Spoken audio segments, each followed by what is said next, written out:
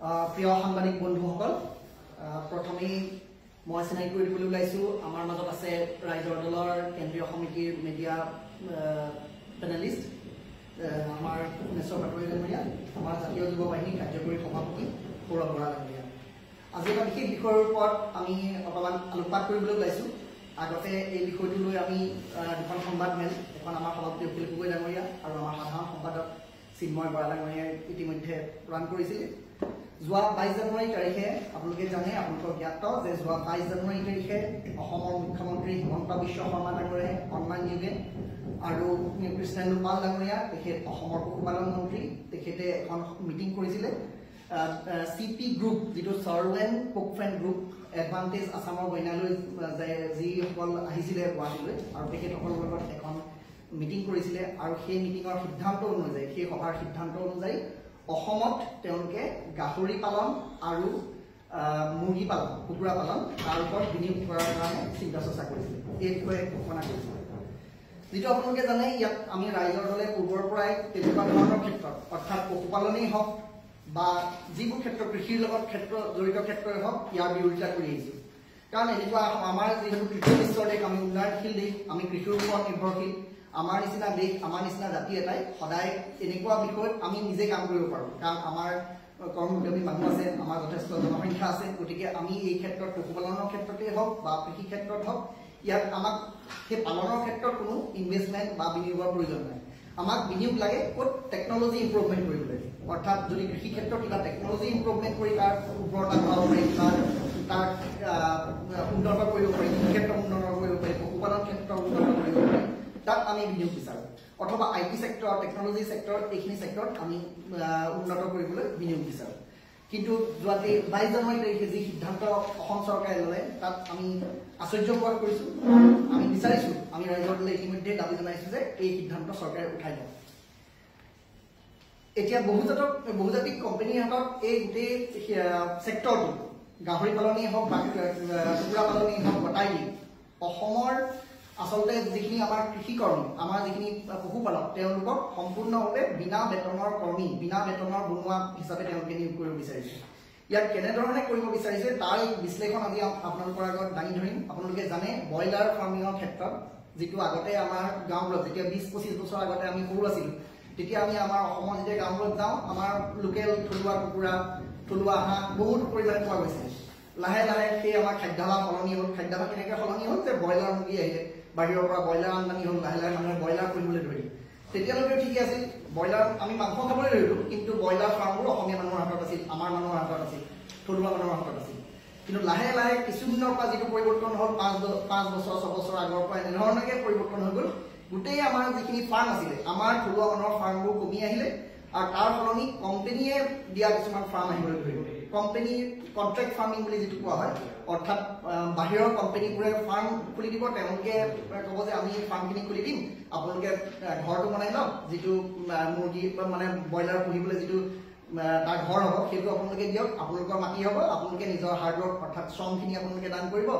আৰু ইয়াৰ পিছত আমি দানাও দিম মুৰ্গী পোৱালিও দিম ব্ৰইলাৰ পোৱালিও দিম আৰু আমি কিনি লৈ যাম এনেইতো আমি অসমীয়া মানুহে ভাল পালোঁ বা ইমান ধুনীয়া সুযোগ আমাৰ কোনো ইনভেষ্টমেণ্ট নাই আৰু ঘৰটো বনাই দিলেই হ'ল আৰু আমি নিজৰ কাম কৰিব লাগে কিন্তু এতিয়া যদি আপোনালোকে সেই গাঁওখনলৈ যায় আমাৰ গাঁওখনলৈ যায় আমাৰ গাঁওবোৰলৈ যায় আমাৰ ভাইহঁতক আমাৰ ককাইহঁতক যিসকলে কাম কৰি আছে তেনেকুৱা ধৰণে ব্ৰইলাৰ ফাৰ্মিঙৰ কন্ট্ৰেক্ট ফাৰ্মিঙৰ কাম কৰি আছে তেওঁলোকে চাব ৰাতিপুৱা একদম 4 বজাতে উঠিছে দানা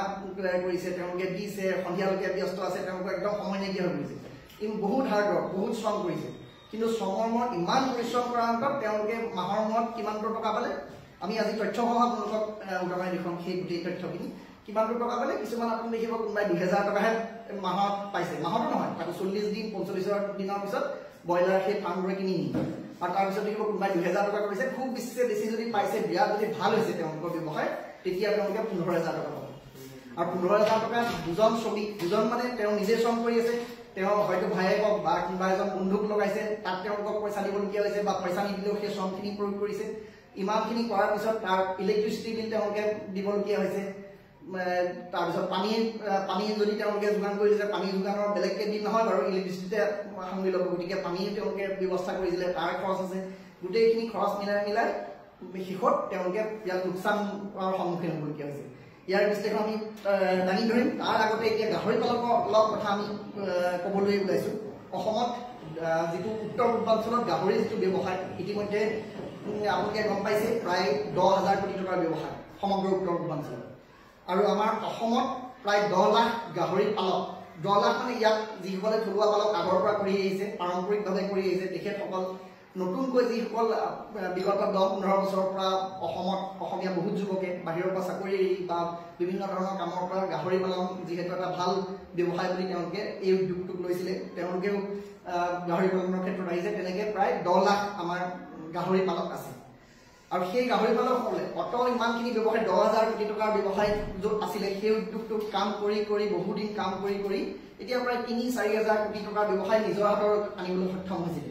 এটা বাঢ়ি অহা ব্যৱসায় এই গাহৰি ব্যৱসায়টো অসমত। তেওঁলোকে যথেষ্ট সমস্যাৰ সন্মুখীন হৈছে। কেনেকৈ সমস্যাৰ সন্মুখীন হৈছিলে যে ASF যিটো আপোনালোকে জানে যে আমেৰিকান সোৱাইন ফিভাৰ, যাৰ ফলত বহুত গাহৰি আমাৰ গাঁৱে বহুত গাহৰি মৰি গৈছিলে, বহুত গাহৰি ফাৰ্ম বন্ধ হৈ গ'ল। তাৰ পৰাও তেওঁলোকে যুঁজি মেলি যেনে তেনে মুক্তি লাভ কৰি এতিয়া গাহৰি ব্যৱসায়টো অলপ স্থাপন কৰিবলৈ সক্ষম হৈছিলে। তেওঁলোকে নিজৰ ওপৰত নিজৰ দৃঢ়তাৰে নিজৰ কৰ্ম সংস্কৃতিয়ে তেওঁলোকে আগবঢ়াই নিবলৈ সক্ষম হৈছিলে। আৰু তাৰ মাজতে তেওঁলোকে যুঁজিবলগীয়া হৈছে দানাৰ ক্ষেত্ৰত। এতিয়া মই কেইটামান সমস্যা যিসকল আমি বিভিন্ন গাঁৱে ভূঞে ঘূৰিছোঁ, আমি ৰাইজৰ দলৰ কেইবাজনো প্ৰতিনিধি আমি আগতে গাঁৱে ভূঞে ঘূৰিছোঁ, গাহৰি পালকসকলক লগ কৰিছোঁ। সদৌ অসম গাহৰি পালক সন্থা তেখেতসকলৰ লগত আলোচনা কৰিছোঁ।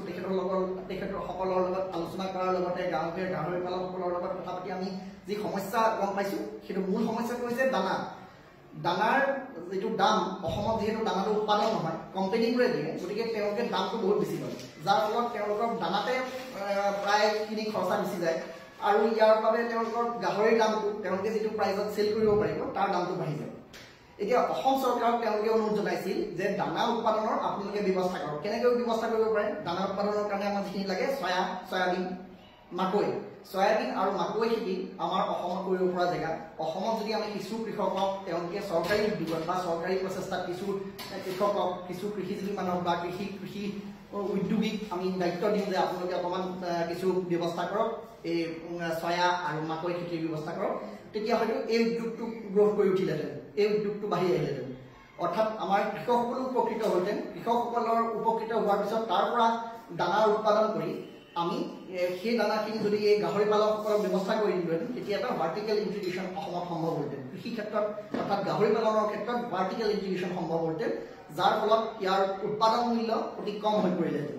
কিন্তু সেই ব্যৱস্থা চৰকাৰে কোনোদিনে নকৰিলে। বিভিন্ন তেখেতসকলৰ লগতো আলোচনা হৈছিলে, তেওঁলোকেও দাবী জনাই আহিছিলে বা সৰু সৰু পালকসকলেও দাবী জনাই আহে, কিন্তু এই ব্যৱস্থা আজিলৈকে নহ'ল। গতিকে আমি চৰকাৰক দাবী জনাম যে তেওঁলোকে প্ৰথম এটা নিশ্চিত কৰক যে কৃষকসকলক দানাৰ ব্যৱস্থা কৰি, দানা উৎপাদনৰ ব্যৱস্থা কৰি, দানা উৎপাদন মানে মাকৈ খেতি আৰু মাকৈ খেতি ব্যৱস্থা কৰি খেতি যাতে উৎপাদন কৰিব পাৰে আৰু কম দামত দানা যাতে আমাৰ গাহৰি পালকসকলে পায় তাৰ ব্যৱস্থা কৰক। দ্বিতীয়টো চবতকৈ ASF আমেৰিকান যিটো আফ্ৰিকান সোৱাইন ফ্লু, তাৰ সময়তে অসমত কি সমস্যা হৈ গ'ল যে বহিৰাজ্যৰ যিমানবোৰ আগতেও তেওঁলোকে উৎপাদন কৰি আছিলে, বহিৰাজ্যত পঞ্জাৱ, হাৰিয়ানা, ৰাজস্থান, তেওঁলোকে মাকৈ খেতি, অৰ্থাৎ তেওঁলোকে যিহেতু দানা বহুত কম দামত পায়, সেইকাৰণে বহুত কম দামত তেওঁলোকে গাহৰি উৎপাদন কৰিব পাৰিছে। আৰু অসমলৈ সৰবৰাহটো বাঢ়ি গ'ল যেতিয়া আমেৰিকান সোৱাইন ফ্লুত আমাৰ বহুতবোৰ গাহৰি পালকৰ খেতি নষ্ট হ'ল, গাহৰি বহুতবোৰ আমাৰ মৃত্যু হ'ল, বাহিৰৰ পৰা গাহৰি আহিবলৈ ধৰিলে,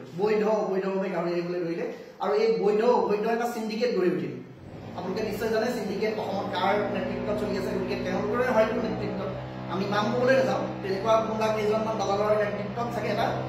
ডাঙৰ চিণ্ডিকেট হৈ পৰিল, যিবোৰ বহিৰাজ্যৰ পৰা গাহৰি আহি অসমত গাহৰি ভৰি পৰিল। আগতে ASFৰ পূৰ্বতে অসমৰ গাহৰি উৎপাদিত গাহৰি নাগালেণ্ড, অৰুণাচললৈ ছাপ্লাই কৰিবলৈ সক্ষম হৈছিল, কিন্তু বৰ্তমান নাগালেণ্ড, অৰুণাচলৰ মাৰ্কেটো বহিৰাজ্যৰ গাহৰিয়ে দখল কৰি পেলাইছে। অসমৰ মাৰ্কেটটো, অসমৰ বজাৰখনো বহিৰাজ্যৰ গাহৰিয়ে দখল কৰি পেলাইছে। আৰু তেওঁলোকে তাত কোনো ধৰণৰ যিবোৰ আইন, ক্ৰুৱেল্টি এক্ট বা তেনেকুৱা ধৰণৰ আইন মানি চলা নাই। কিন্তু অসম চৰকাৰৰ পৃষ্ঠপোষকতাতে বুলি ক'ব লাগিব, কাৰণ তেওঁলোকে কোনো বাধা প্ৰদান কৰা নাই। চৰকাৰী পৃষ্ঠপোষকতাতে এইবোৰ চলি আছে। বহিৰাজ্যৰ গাহৰিয়ে ইতিমধ্যে আমাৰ বজাৰ দখল কৰিছে। গতিকে এইটো এটা ডাঙৰ সমস্যা আমাৰ অসমৰ গাহৰি পালকসকলৰ লগত। আৰু অন্য এটা সমস্যা হৈ পৰিছে ইনব্ৰিডিং, অৰ্থাৎ অসমৰ গাহৰি পালকসকলে একেটা সঁচকে বহুত পূৰ্বে বহু বছৰ পূৰ্বে তেওঁলোকে ব্ৰিডটো বাহিৰৰ পৰা আনিছিলে আমাৰ অসমৰ যিটো পশুপালন বিভাগে বহুত আগতেই এটা সঁচ আনিছিলে আৰু সেই সঁচটোকে বৰ্তমান বহুদিন ধৰি চলি আছে যাৰ ফলত একেটা সঁচকে ব্যৱহাৰ কৰি থকাৰ ফলত ইনব্ৰিডিং হৈছে ইনব্ৰিডিঙৰ ফলত আমাৰ উৎপাদনশীলতা গাহৰিৰ উৎপাদনশীলতা আৰু গাহৰিৰ যিটো বৰ্ধন হয় তাৰ দুইটাই কমি গৈছে অৰ্থাৎ আমাৰ যিটো এতিয়া যদি বাহিৰৰ দেশখনত যায় য'ত ভালদৰে উৎপাদন চলি আছে থাইলেণ্ডে হওক বা তেনেকুৱা দেশবোৰত য'ত ভাল ব্ৰিড ভাল সঁচ আছে তাত উৎপাদন প্ৰায় বছৰত 36টা পোৱালিলৈকে হয় 32ৰ পৰা 36টা পোৱালি হয় কিন্তু আমাৰ অসমত সেই উৎপাদন 20ৰ পৰা 25টাৰ ভিতৰতে সীমাবদ্ধ হৈ পৰিছে গতিকে এই ক্ষেত্ৰত ভাল সঁচৰ প্ৰয়োজন এতিয়া ভাৰত চৰকাৰ বা অসম চৰকাৰে কি দোহাই দিয়ে যে যেহেতু আফ্ৰিকান সোয়াইন ফ্লু চলি আছে গতিকে আমি বাহিৰৰ পৰা এইটো আনিবলৈ অসুবিধা হয় কিন্তু এতিয়া তেওঁলোকে কৈছে কালি নে পৰহি মই এজন বিষয়াৰ ইণ্টাৰভিউ দিছিলোঁ আমাৰ পশুপালন বিভাগৰ এজন বিষয়া তেওঁ কৈছে যে কিন্তু প্ৰাইভেট কোম্পানী এই কোম্পানীটো যদি আহে কি আছিল চিপি গ্ৰুপ যদি আহে চিপি গ্ৰুপে কিন্তু আনিব পাৰিব যদি চিপি গ্ৰুপে তেওঁলোকে এটা বাহিৰৰ উন্নত মানৰ সঁচ আনিব পাৰে অসমত তেওঁলোকে পশুপালন কৰিব পাৰে চৰকাৰী উদ্যোগত কিয় কৰা নহয় এইটো আমাৰ ডাঙৰ প্ৰশ্ন গতিকে আমি দাবী জনাইছো ৰাইজৰ দলে যে এই ইনব্ৰিডিঙৰ সমস্যাটো নাইকিয়া কৰিবলৈ হ'লে তেওঁলোকে এটা বাহিৰৰ উন্নত জাতৰ সঁচ আনক বৈজ্ঞানিক পদ্ধতিৰে কাৰণ ইয়াত বহুতখিনি মেইনটেনেন্সৰ কথা থাকে নহ'লে পুনৰ ইনব্ৰিডিং হোৱাৰ সম্ভাৱনা থাকে গতিকে বাহিৰৰ সঁচটো আমাৰ বজাৰলৈ আনি গ্ৰাহক মানে আমাৰ যিসকল ফাৰ্মাৰ আছে আমাৰ যিসকল গাহৰি পালক আছে তেওঁলোকক যোগান ধৰক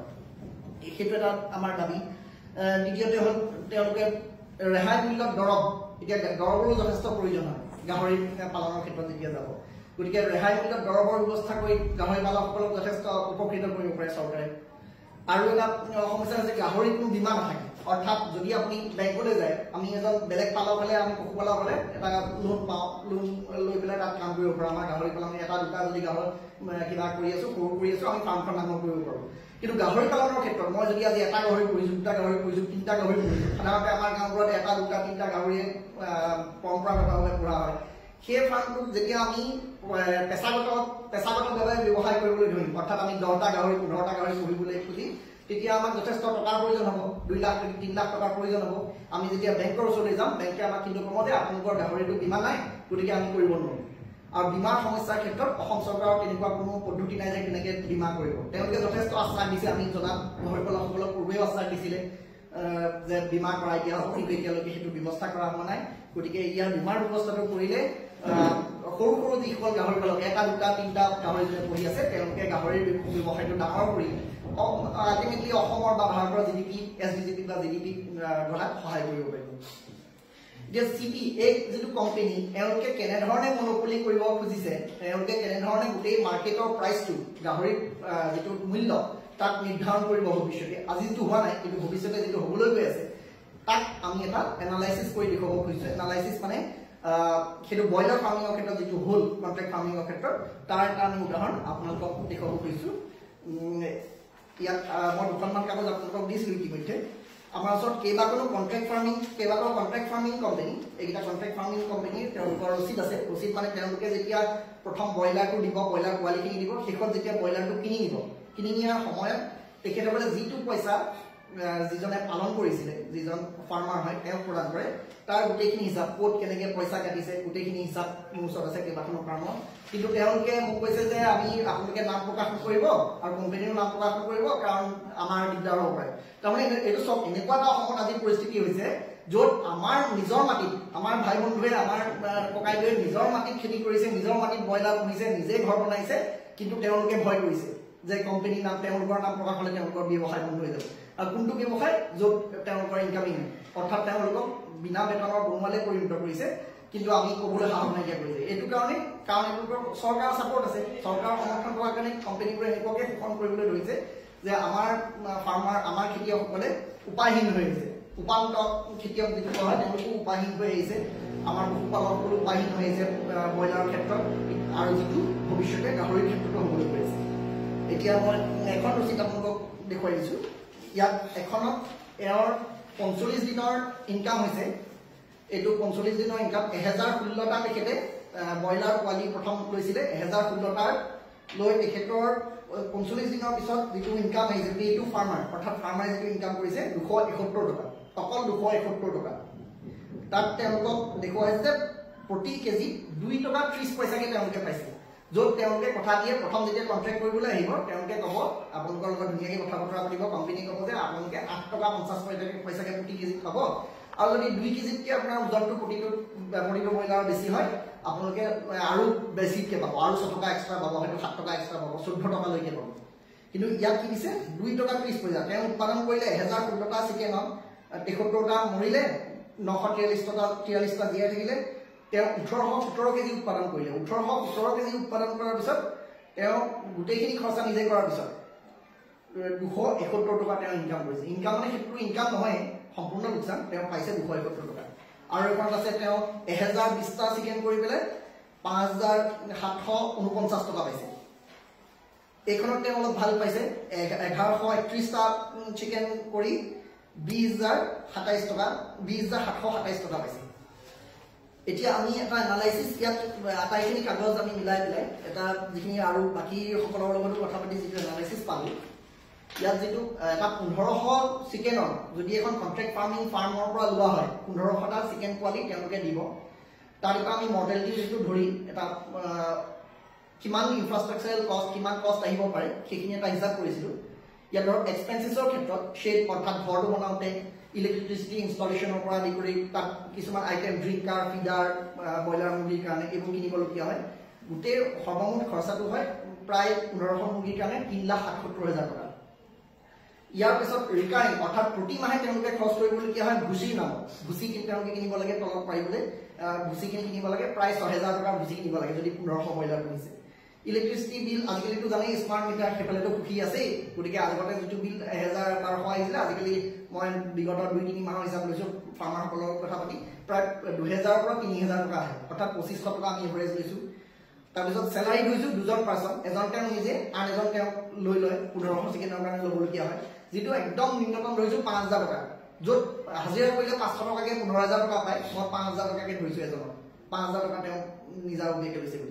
10000 টকা তাৰ পিছত তেওঁ যে সেই লোন লৈ পেলাই কৰিছিলে কামটো লোন লৈ পেলাই কৰক বা বেংকত থলেও তেওঁ পইচা পালে হেতেন বা বেলেগ কিবা এটা কাম কৰা হেতেন পইচা পালে হেতেন গতিকে এটা 12%কে বছৰি 12%কে অৰ্থাৎ মাহত 1%কে আমি এটা ইন্টাৰেষ্ট ধৰিছো তাত 3,775 টকা অৰ্থাৎ প্ৰতি মাহে তেওঁ খৰচা কৰিছে 22,275 টকা ইয়াৰ পিছত যেটো ফিক্সড এসেট আছে মানুহবোৰে আমি সাধাৰণতে পাহৰি যাওঁ অসমীয়া মানুহে আমি ব্যৱসায় কৰোঁ আমি ব্যৱসায়ৰ লগত কিমান যেহেতু জড়িত নহয় আমি গতিকে পাহৰি থাকোঁ যে আমি যেটো ফিক্সড কষ্ট ইনভেস্ট কৰিছিলো অৰ্থাৎ ঘৰটো বনাইছিলো আমি পানীৰ ব্যৱস্থা কৰিছিলো ড্ৰিংকাৰ ফিডাৰ এখিনি গোটেইখিনি কিনিছিলো তাৰো এটা ডেপ্ৰিচিয়েচন হয় তাৰ বজাৰ লাহে লাহে মূল্য কমি আহে তাৰ আমি মূল্যটো কেতিয়াও নধৰো গতিকে 36 মাহৰ পিছত এই ঘৰটো প্ৰায় কাম আকৌ নতুনকৈ বনাবলগীয়া হয় বা ৰিপেয়াৰিং বহুত খৰচা হৈ যায় গতিকে তাৰ এটা কষ্ট আছে সেই কষ্টটো হিচাপত আমি 10% মানে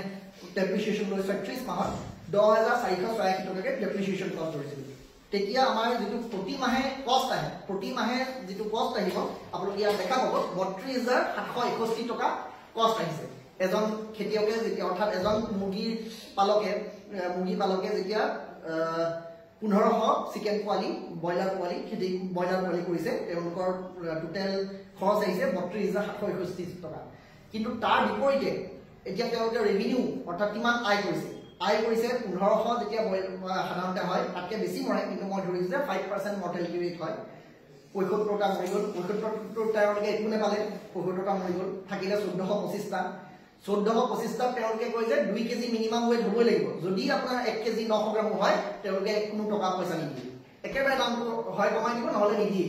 মানে 1 কেজি 900 গ্ৰাম হ'লেও নিদিয়ে আৰু তেওঁলোকে কয় যে দানা আমি দিছো মেডিচিন আমি দিছো কিন্তু তেওঁলোকে যে দানাটোৰ যে কোৱালিটি আছে সেইটো কেনেকৈ সম্ভৱ আমি কেনেকৈ জানো কোনটো তেওঁলোকে পৰীক্ষা কৰি দিয়া নাই যে তেওঁলোকৰ যেহেতু নিজৰে দানা তেওঁলোকৰ নিজৰ কোম্পানীৰ দানা তেওঁলোকেতো নকয় যে এইটো ষ্টেণ্ডাৰ্ড এইটো মেৰি ষ্টেণ্ডাৰ্ড মেইনটেইন কৰিছে তাৰ কোনো পৰীক্ষা কৰা নহয় গতিকে সেই দানাটোতে হয়তো এনেকুৱা থাকিব পাৰে যে 2 কেজিতকৈ বেছি নহ'ব তেনেকুৱা সমস্যা থাকিব পাৰে কিন্তু আমি মিনিমাম বডি ওয়েট ধৰিছো ইয়াত আমি পজিটিভলি ধৰি পেলাই কৈছো যে 2 কেজি তেওঁলোকে তৈয়াৰ কৰিলে 2 কেজিকে হোৱাৰ ফলত তেওঁলোকৰ টোটেল ওয়েট হ'ল 2,850 কেজি এতিয়া 2,850 কেজি তেওঁলোকে 8 টকা 50 পইচা যেটো তেওঁলোকে ৰেট বানি দিছে 850 পইচাকে দিলে 24,225 টকা তেওঁলোকে প্ৰতিটো বেচৰ পৰা উৎপাদন কৰে আৰু বছৰটো গোটেই বছৰটো যদি ৰাউণ্ড ইয়াৰ কৰি থাকে কাম ৰাউণ্ড ইয়াৰ যদি কৰি থাকে তেতিয়া 7টা বেচত 1,69,000 টকা তেওঁলোকে খৰচা কৰে মানে কৰিব পাৰে আৰু ইনকাম পাৰ মান্থ তেতিয়া কিমান হয়গে প্ৰায় 14131 টকা লগতে তেওঁলোকক আৰু এটা ধৰা হৈছে তেওঁলোকে কৈ থাকে যে বোনাছ তেওঁলোকে দিয়ে প্ৰায় বহুতে আপোনালোকে যদি এতিয়া প্ৰশ্ন কৰোঁ আমি তেওঁলোকে কোম্পানীবোৰেও ক'ব কিছুমানে ক'ব তেওঁলোকৰ যি মাজত মধ্যভোগী দালাল আছে তেওঁলোকেও ক'ব যে আমি বোনাছ দিম 8 টকা 50 পইচাটো 2 কেজি ৰেটে তাতকৈ অলপ ডাঙৰ হ'লে বোনাছ দিম আমি বোনাছ ধৰি দিছোঁ যে বোনাছ প্ৰতি কেজিতে তেওঁলোকে 6 টকাকৈ দিলে কিন্তু বোনাছটো ধৰি 17100 টকা হয় প্ৰতিটো বেটছত অৰ্থাৎ প্ৰতি বছৰে হ'ল 1,19,700 টকা এতিয়া শেষত গৈ পেলাই টোটেল যিটো ৰেভিনিউ আহিলে আমাৰ প্ৰতি মাহত যিটো ৰেভিনিউ আহি গ'ল 24,106 টকা এতিয়া আগতে আমি এক্সপেন্স যিটো খৰচা আছিলে সেইটো প্ৰতি মাহে আছিলে 32,761 টকা আৰু টোটেল যিটো সংগ্ৰহ কৰিলে ইনকাম আয় যিটো কৰিলে 24,106 টকা অৰ্থাৎ প্ৰতি মাহে তেওঁলোকৰ লোকচান হৈ আছে 8,655 টকা এইটোৱে হৈছে একদম ক্লিয়াৰ সফা হিচাপ যে প্ৰতিজন 1500 চিকেন এইটো 1500 ক্ষেত্ৰত ইয়াতকৈ ডাঙৰ কৰিলে ডাঙৰ লোকচান হ'ব বা সৰু কৰিলে কম অকণমান কমি যাব পাৰে লোকচান কিন্তু 8,655 টকা তেওঁলোকে লোকচান কৰি আছে কিন্তু যেটো তেওঁলোকে নেদেখে কাৰণ তেওঁলোকে ডেপ্ৰিচিয়েচনৰ ৰেটটো নলয় বা তেওঁলোকে নিজৰ যিটো কাম কৰি আছে তেওঁলোকে যে উৎপাদন বেলেগ কাম কৰিলে পইচা ইনকাম কৰিব পাৰিলে বা নিজৰ দৰমহাটো নধৰে কাৰণে তেওঁলোকে ভাবে লাষ্টত 5,000 টকা এটা দুমাহৰ মূৰত পালেও ভাবে যে মই ইনকাম কৰি আছো এনেধৰণে আমাৰ গোটেই ব্ৰইলাৰৰ ইণ্ডাষ্ট্ৰিটো বহিৰাগত বনিয়াই বহিৰাগত কোম্পানীৰ হাতলৈ গুচি গ'ল আৰু সেই একেটা ঘটনাই হ'বলৈ গৈ আছে আমাৰ গাহৰিৰ ক্ষেত্ৰত আজি যিসকল গাহৰি পালকে আপোনালোকে আমি কওঁ প্ৰায় 25,000 কমাৰ্চিয়েল গাহৰি পালক বা আমাৰ থলুৱা গাহৰি পালক মিলাই পেলাই প্ৰায় 10 লাখ গাহৰি পালক তেখেতসকল এসময়ত নাইকিয়া হৈ যাব আমাৰ থলুৱা গাহৰি নাইকিয়া হৈ যাব আমাৰ যিসকলে পালন কৰে তেখেত নাইকিয়া হৈ যাব কেৱল ব্ৰইলাৰ ফাৰ্মিং টাইপৰ কণ্ট্ৰেক্ট ফাৰ্মিং থাকিব গাহৰি কণ্ট্ৰেক্ট ফাৰ্মিং থাকিব আৰু সেই ফাৰ্মিঙৰ অধীনত যেতিয়া আমাৰ সকলোৱে লোকচান হ'ব তেতিয়া আমি আৰু দাম নাপাম গাহৰি প্ৰথমতে হয়তো কিছুদিনৰ কাৰণে 3-4 মাহৰ কাৰণে মূল্য কমি যাব আজি যদি গাহৰিৰ দাম মাৰ্কেটত 440 টকা হৈ আছে কেইদিনমানৰ কাৰণে হয়তো 400কৈ কমি আহিব পাৰে কিন্তু এবছৰৰ পিছতে যিটো জিৰ' ক্ষেত্ৰত কৰিলে আপোনালোকে সকলোৱে জানেই মাৰ্কেট পেনিট্ৰেশ্যন কেনেকৈ কৰে কিছুদিনৰ পিছত 500-600 টকালৈ যিহেতু মূল্যটো তেওঁলোকে নিৰ্ধাৰণ কৰিব তেওঁলোকৰ হাতলৈ গুচি যাব এতিয়া আমি সদৌ শেষত কিছু দাবী চৰকাৰলৈ জনাইছোঁ যে গাহৰি পালনৰ ক্ষেত্ৰত উন্নত সঁচৰ ব্যৱস্থা কৰক ইনব্ৰিডিঙৰ সমস্যাটো দূৰ কৰিবলৈ গাহৰি পালকৰ কম মূল্যত দানাৰ ব্যৱস্থা কৰিবলৈ হ'লে দুইটা ছেক্টৰতে কৃষি ক্ষেত্ৰত কৃষকসকলক সহায় কৰি এই দানা প্ৰস্তুতৰ অৰ্থাৎ আমাৰ চয়াবিন বা মাকৈ খেতিৰ ব্যৱস্থা কৰক যাতে দানা আমাৰ সোনকালে উৎপাদন কৰিব পাৰোঁ আৰু কম দামত দানা উৎপাদন কৰিব পাৰোঁ যাৰ ফলত গ্ৰাহকসকলো উপকৃত হ'ব গাহৰি পালকসকলো উপকৃত হ'ব গাহৰি বীমাৰ ব্যৱস্থা কৰক যাতে গাহৰি তেখেতসকলে বেংকৰ পৰা সহজে লোন পাব পাৰে আৰু ব্ৰইলাৰৰ যিটো কণ্ট্ৰেক্ট ফাৰ্মিঙৰ ক্ষেত্ৰত যিটো গ্ৰ'য়িং চাৰ্জ বুলি কোৱা হয় 8 টকা 50 পইচা যিটো ৰেট সেইটো চৰকাৰে আলোচনা কৰি বা চৰকাৰে বাধ্য কৰক তেওঁ সেই কোম্পানীবোৰক যিহেতু তেওঁলোকক এতিয়া হঠাতে উঠৰাই পঠিয়াব নোৱাৰিব আৰু তাৰ ৰেটটো যাতে বঢ়াই দিয়ে অন্ততঃ 20 টকা ৰেট হ'লে আমাৰ যিজন পালক কণ্ট্ৰেক্ট ফাৰ্মিঙৰ যিজন পালক ব্ৰইলাৰ তেওঁলোকে চলি থাকিব পাৰিব কোনোমতে গতিকে আমি দাবী জনাইছোঁ এই ৰেটটো বঢ়োৱাৰ ব্যৱস্থা কৰক আৰু অসমৰ জনসাধাৰণলৈ আমি আহ্বান জনাইছোঁ যে আপোনালোকে এই কণ্ট্ৰেক্ট ফাৰ্মিঙৰ জালত ভৰি নিদিব আপোনালোকে আমাৰ পশুপালকসকলৰ লগত থিয় দিয়ক যিসকল গাহৰি পালক আছে যিসকল কণ্ট্ৰেক্ট ফাৰ্মিঙৰ বলি হৈছে বা ব্ৰইলাৰ ফাৰ্মিঙৰ তেখেতসকলক বুজাওক তেখেতসকলৰ লগত থিয় দিয়ক আৰু ভুৱা প্ৰতিশ্ৰুতিৰে যিসমূহ কোম্পানী আহি পেলাই গাঁৱে গাঁৱে বিভিন্ন ধৰণৰ কথা কয় বহুত জেগাত এতিয়া আমি শুনিবলৈ পাইছোঁ যে গাহৰি কণ্ট্ৰেক্ট ফাৰ্মিং কৰা বুলি 100 টকাৰ কিবা এটা ফৰ্ম বিলাইছে গতিকে এই সকলো হেৰিয়ৰ পৰা দূৰত থাকক গতিকে ৰাইজ সজাগ হ'ব হ'ল আৰু চৰকাৰক আমি দাবী জনাইছোঁ এইখিনি সমস্যা আপোনালোকে সমাধান নকৰিলে আমি ৰাইজৰ তীব্ৰ গণ আন্দোলন গঢ়ি তুলিম আৰু লগতে আমি সদায় পালকসকলৰ লগত আছোঁ আৰু আমি অতি কিছুদিনৰ ভিতৰতে গাঁৱে গাঁৱে গৈ গাহৰি পালকসকলক আৰু নতুন গাহৰি পালকসকলক মুৰ্গী পালক কুকুৰা পালক ছাগলী পালক সকলোৰে লগতে কথা পাতি আমি তেখেতসকলৰ সমস্যাৰ বুজ ল'ম আৰু কেনেধৰণে সমাধান কৰিব পাৰি তাৰ ব্যৱস্থা গ্ৰহণ কৰিম ধন্যবাদ ইমান ভালে কাটিবলৈ কৰিলে হৈ যায় বাজিব 3 মিনিট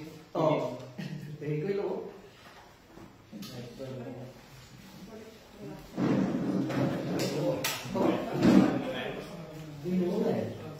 চাহ খালোঁ